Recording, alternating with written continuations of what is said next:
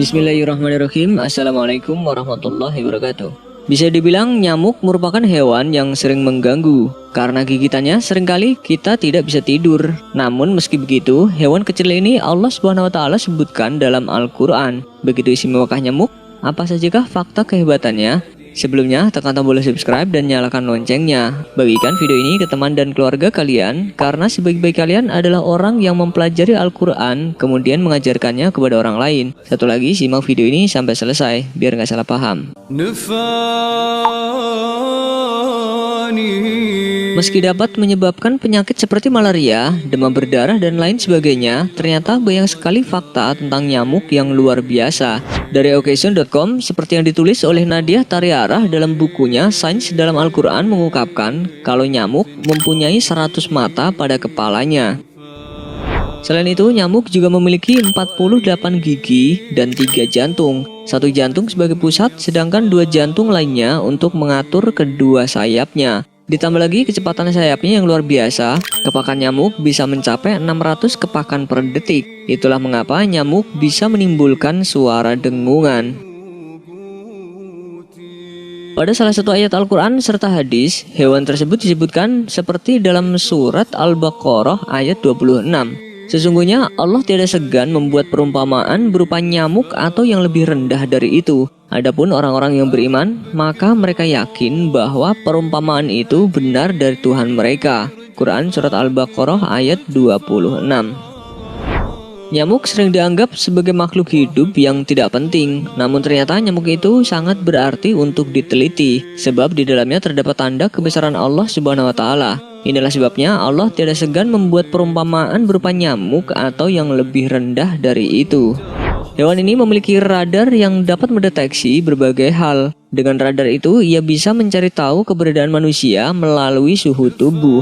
Allah telah memberikan teknik kepada nyamuk untuk dapat menemukan karbon dioksida yang dikeluarkan manusia, sehingga ia bisa menghisap darah. Namun sebenarnya hanya nyamuk betina saja yang menghisap darah. Nyamuk betina menghisap darah untuk proses reproduksinya karena membutuhkan protein untuk tumbuh. Nyamuk menghisap darah bukan untuk dimakan, karena makanan nyamuk pada umumnya adalah sari-sari bunga. Allah SWT berfirman dalam surat Al-Baqarah ayat 26. Sesungguhnya Allah tidak segan membuat perumpamaan berupa nyamuk atau yang lebih rendah dari itu. Adapun orang-orang yang beriman, maka mereka yakin bahwa perumpamaan itu benar dari Tuhan mereka. Tetapi mereka yang kafir mengatakan, apakah maksud Allah menjadikan ini untuk perumpamaan? Dengan perumpamaan itu banyak orang yang disesatkan Allah, dan dengan perumpamaan itu pula banyak orang yang diberinya petunjuk. Dan tidak ada yang disesatkan Allah kecuali orang-orang yang fasik. Quran Surat Al-Baqarah ayat 26. Tak hanya itu, nyamuk juga disebutkan dalam sebuah hadis dari Sahal bin Sa'ad berkata, Rasulullah SAW pernah bersabda, seandainya dunia ini sama nilainya dengan sayap nyamuk di sisi Allah, niscaya ia tidak akan memberikan minuman dari dunia itu kepada orang kafir, meskipun hanya seteguk air.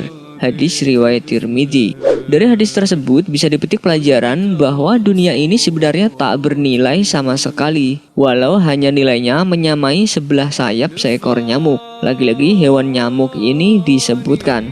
Maksudnya di sini bukan berarti sayap nyamuk itu tidak bernilai, tetapi yang menjadikan nilai dunia ini lebih rendah dari nyamuk adalah dikarenakan pola dan tingkah laku manusia itu sendiri. Jika manusia memiliki akal, seharusnya tidak mengganggu orang lain, tidak membuat kerusakan di bumi, dan memperbaiki moral. Kita semua perlu mengetahui bahwa Allah SWT menciptakan segala sesuatu tanpa sia-sia. Semuanya ada tujuan dengan penuh hikmah. Hal itu juga diciptakan dengan manfaat-manfaat yang dapat dipetik oleh manusia yang beriman dan berilmu. Begitu juga dengan nyamuk. Sebab Allah tidak pernah menciptakan sesuatu tanpa hikmah. Seperti yang tertera dalam Al-Quran, dan kami tidak menciptakan langit dan bumi dan apa yang ada antara keduanya tanpa hikmah. Yang demikian itu adalah anggapan orang-orang kafir. Maka celakalah orang-orang kafir itu karena mereka akan masuk neraka. Quran Surat Shad ayat 27. Jika kita melihat dari sisi manfaat, ternyata nyamuk punya beberapa manfaat. Larva nyamuk menghasilkan zat nitrogen yang bermanfaat bagi ekosistem tanaman.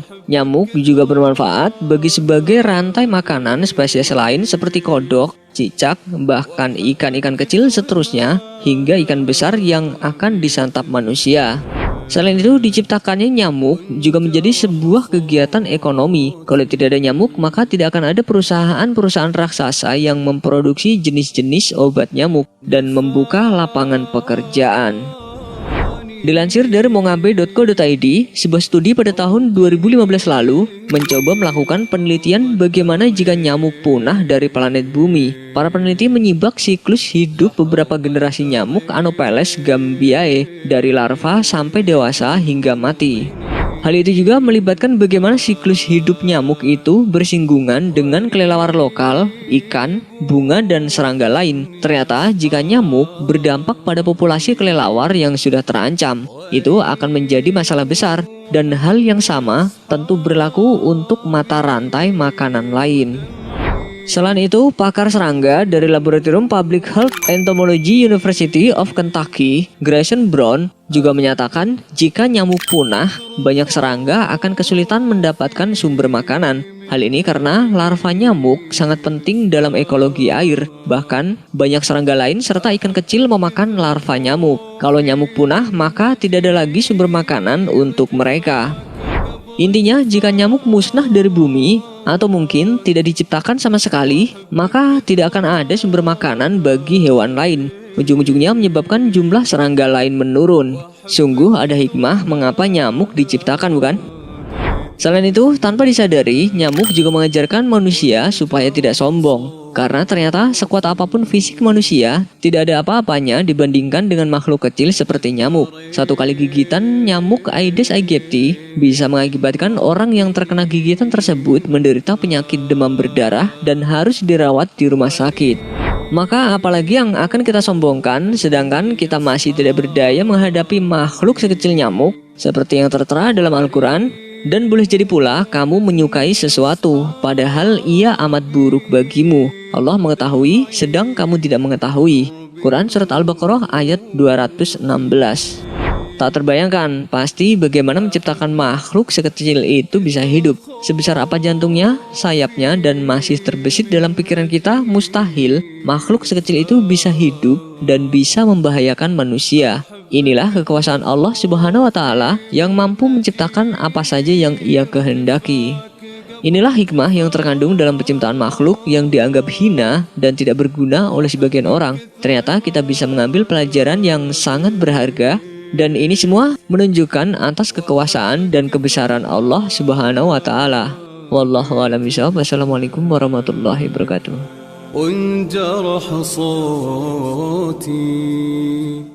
Sebelum beranjak dari video ini, mungkin video sebelumnya juga menarik untuk dilihat nih. Ada hadis yang berbunyi dari Abu Qatadah, Nabi SAW bersabda, kucing itu tidaklah najis. Sesungguhnya kucing merupakan hewan yang sering kita jumpai dan berada di sekeliling kita. Hadis riwayat Tirmidzi, Abu Daud, An-Nasai, Ibnu Majah, Al-Darimi, Ahmad, dan Imam Malik. Syekh Al-Albani mengatakan bahwa hadis ini sahih. Dengan demikian, jika kita didekati kucing, janganlah merasa jijik, karena kucing bukanlah merupakan hewan yang najis. Terlebih jika mereka mendekat saat kita lagi makan. Karena, tahukah kalian kalau kucing yang datang itu nyatanya sedang membawa pesan atau sinyal. Jika kita sedang makan, terkadang ada seekor kucing yang datang kepada kita, atau mungkin malah mengganggu aktivitas kita makan. Anehnya, walaupun banyak di sekeliling kita yang juga makan, tapi kucing itu tetap mengganggu kita. Dari sini kita harus berpikir, kenapa kucing itu mendekati kita, bukan orang lain di dekat kita yang juga tengah makan.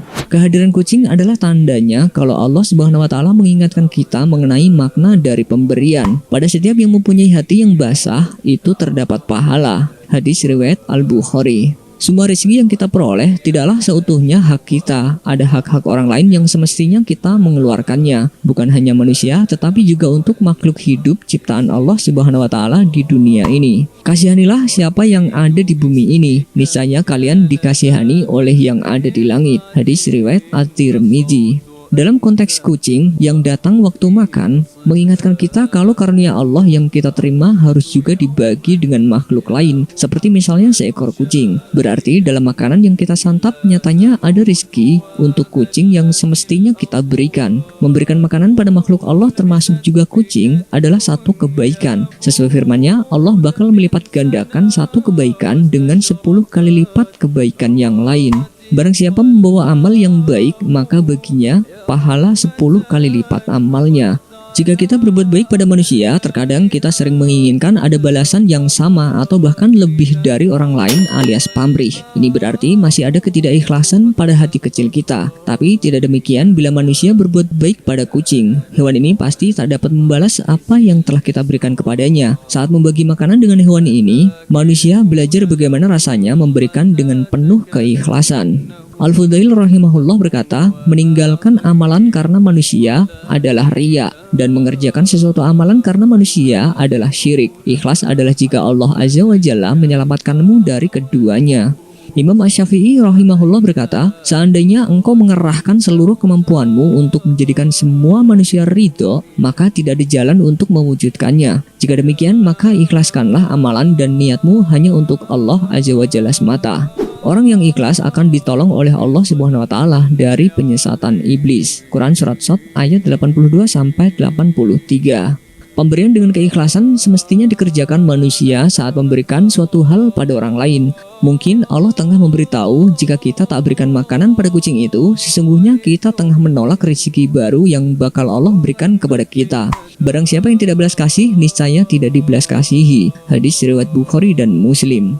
Wallahu a'lam bishawab. Wassalamualaikum warahmatullahi wabarakatuh.